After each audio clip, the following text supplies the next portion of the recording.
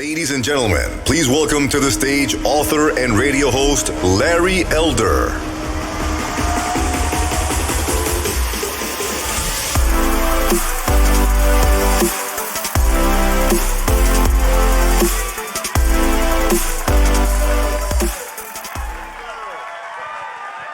Thank you so much. Wow. Didn't expect that. My goodness.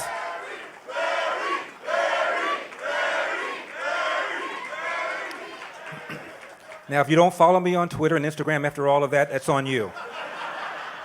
Thank you so much for having me. Candace has invited me to several of these events. I really do appreciate it. Let me give you the quick Cliff Notes version of how I got into talk radio. I was living in Cleveland. I'm from LA, but I was living in Cleveland.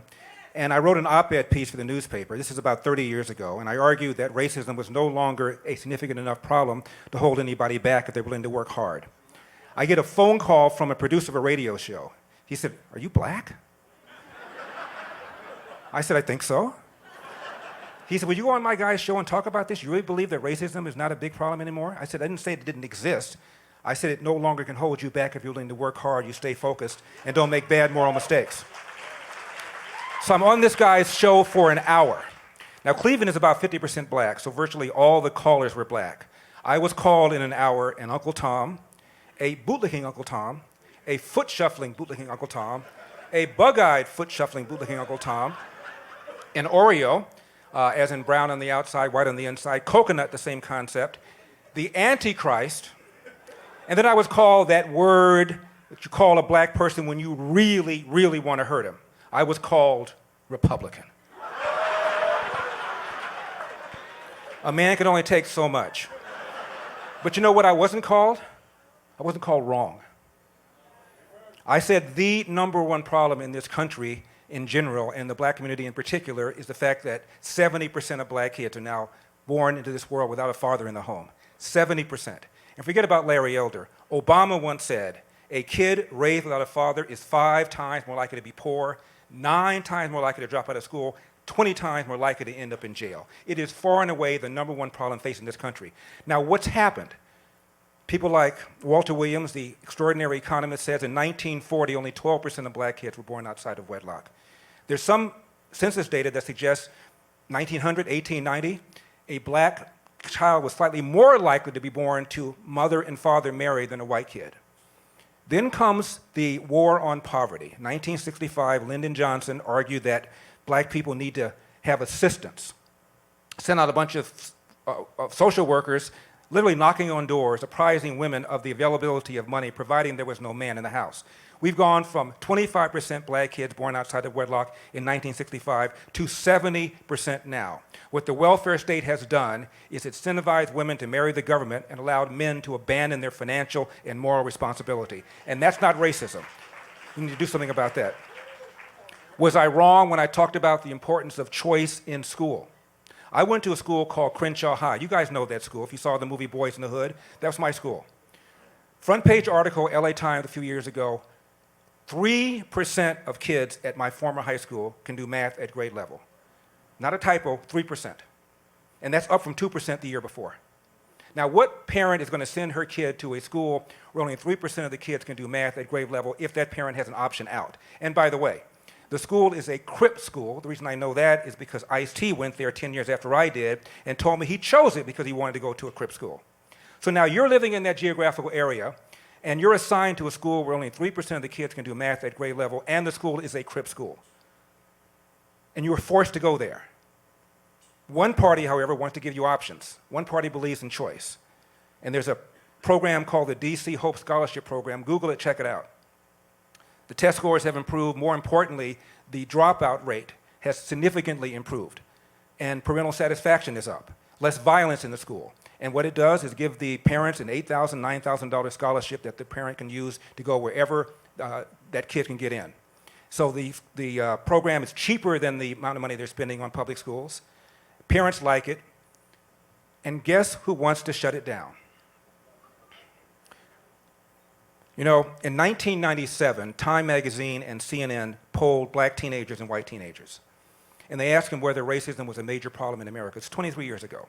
Not too surprisingly, both said yes. More black kids said yes than white kids, but both of them, majority of them said yes. But then black kids were asked this question: is racism a big problem, a small problem, or no problem in your own daily life? This again, 1997. 90% said no problem or small problem in my own daily life.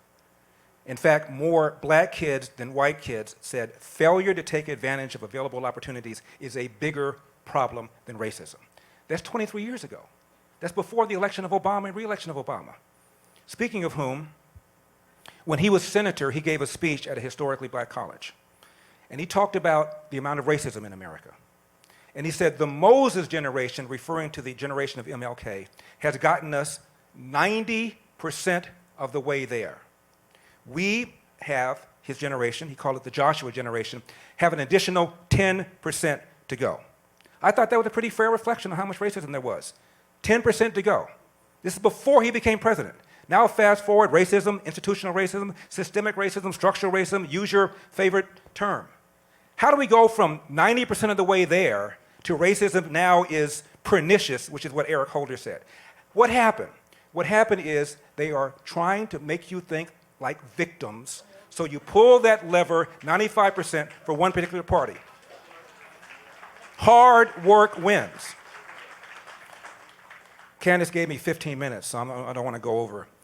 Quick story about my father. My father and I sat down when I was 25 years old and had a long talk. The talk I thought was going to last 5 or 10 minutes. We ended up talking for 8 hours.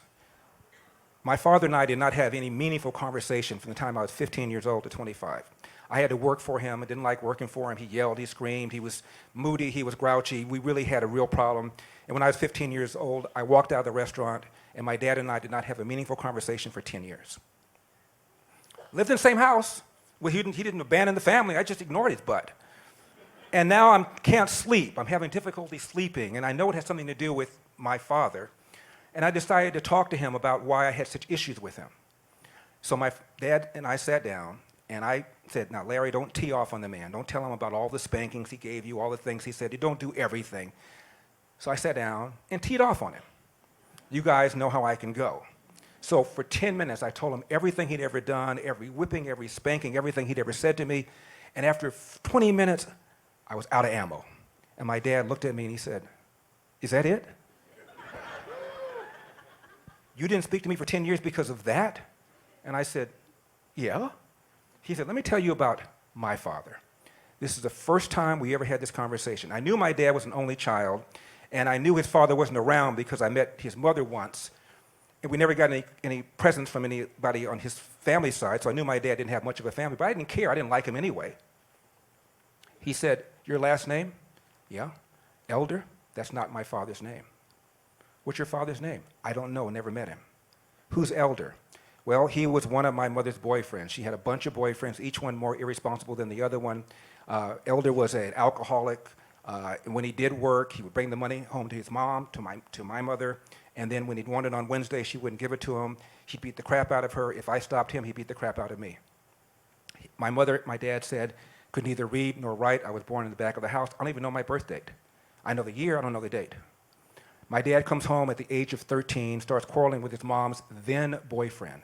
She sides with the boyfriend, throws my father out of the house, never to return. You're talking about a black boy born in 1915, Jim Crow South at the beginning of the Great Depression. Literally thrown out of the house at 13 years old, dropped out of school at 8th grade. I defy you to find somebody who had a hand dealt like that. I said, Dad, what did you do? For the next 7 or 8 hours, we're talking about his life. And he said, I went down the street, and I walked down the road. It wasn't a street. And I took anything I could get. Ultimately, my father became a Pullman porter on the trains. They were the largest private employer of blacks in those days. And so this little black boy was able to travel all around the world, the country, and he came to California once. And it was sunny. People seemed less racist. My dad said, maybe I'll move to California sometime. Pearl Harbor. My dad joined the Marines.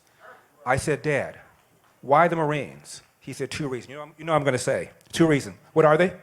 2 reasons. They go where the action is, and I love those uniforms. My dad was stationed on the island of Guam. He was staff sergeant. He was cook. My dad can look at a cake and tell you what's in it. So he goes back to Chattanooga, Tennessee, where he met and married my mom, to get him a job as a short order cook, and he's told, we don't hire niggers. My dad said, I cook for the mill. We don't hire niggers. He went to an unemployment office. Lady says, you went through the wrong door. My dad goes outside, sees colored only, goes to that door to the very same lady who sent him out. My dad went back to my mom and said, this is BS. I'm going to California, get me a job as a short order cook. Comes out to California, he walks around. I'm sorry, you have no references. My dad said, I cook, you have no references. My dad said, I'll cook for you for free for 2 weeks. Just write me a reference if you think I've done a good job. Wouldn't even do that. He goes to unemployment office, this time just one door. And he says, what time do you open? She says, 8. What time do you close? 5. I'll be here at 8. I'll stay here until you find something. My dad sat in a chair for a day and a half. She calls him up. She said, I got something. I don't think you'll want it. My dad said, I'm sure I'm going to want it. What is it?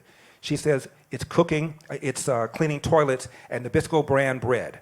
My dad took that job for 10 years cleaning toilets, took a second job with another bread company called Barbara Ann Bread cleaning toilets, cooked for a family on the weekend to get additional money, and went to night school 2 or 3 nights a week to get his GED. The man never slept, which is why he was grouchy all the time. 15 minutes here, half hour here, hour of sleep here, and then you come home to a house with 3 rambunctious boys. What kind of mood are you going to be in?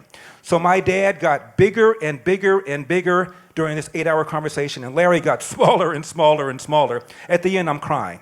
And I said, Dad, please forgive me for judging you so harshly. He said, there's nothing to forgive you didn't know, but follow the advice I've always given you and your brothers. Hard work wins.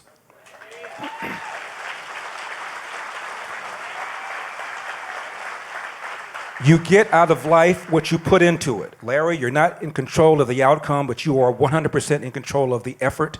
And before you moan about what somebody did to you or said to you, go to the nearest mirror, look at it and say, what could I have done to change the outcome? And finally, no matter how good you are, how hard you work, sooner or later, bad things are going to happen. How you address those bad things will tell your mother and me if we raised a man. Final story about my mother. My mother was raised on a farm, Huntsville, Alabama. So my mother was almost like royalty compared to my dad. I asked her, what was it like during the Great Depression? She said, what Great Depression? We grew our own stuff. We sold our surplus to people. It went right by us. Night and day, her life compared to my dad. And my mother always told my brothers and me, no one can make you feel inferior without your permission. We read a poem in class by a poet named County Cullen. And he goes like this. While riding through old Baltimore, so small and full of glee, I saw a young Baltimorean keep a looking straight at me. Now, I was young and very small, and he was no whit bigger, and so I smiled. But he poked out his tongue and called me nigger. I saw the whole of Baltimore from May until September. Of all the things that happened there, that's all that I remember. Well, the teacher was pissed, the class was pissed, I was pissed, everybody was pissed. Teacher talked about how it's going to permanently damage this guy's ego. He'll always think of himself as a second-class citizen. He'll never forget this. It'll torture his psyche. I knew my mother was going to have a different attitude. I didn't know what it was going to be, but I knew it was going to be different. So I come home, my mother's in the kitchen stirring a big pot of greens, frying some chicken, I'll never forget it. I said, Mom, we read a poem in class. I want to get your reaction to it. She said, go ahead. I said, it goes like this. While riding through old Baltimore, so small and full of glee, I saw a young Baltimorean keep a looking straight at me. Now, I was young and very small, and he was no whit bigger, and so I smiled. But he poked out his tongue and called me nigger. I saw the whole of Baltimore from May until September. Of all the things that happened there, that's all that I remember. My mom took the spoon out of the pot, hit it on the side, turned to me, and she said, Larry, what a darn shame he let something like that spoil his vacation. How many wings do you want? Thank you so much for having me. May God bless you. May God continue to bless the United States of America. I love you. I love you so much.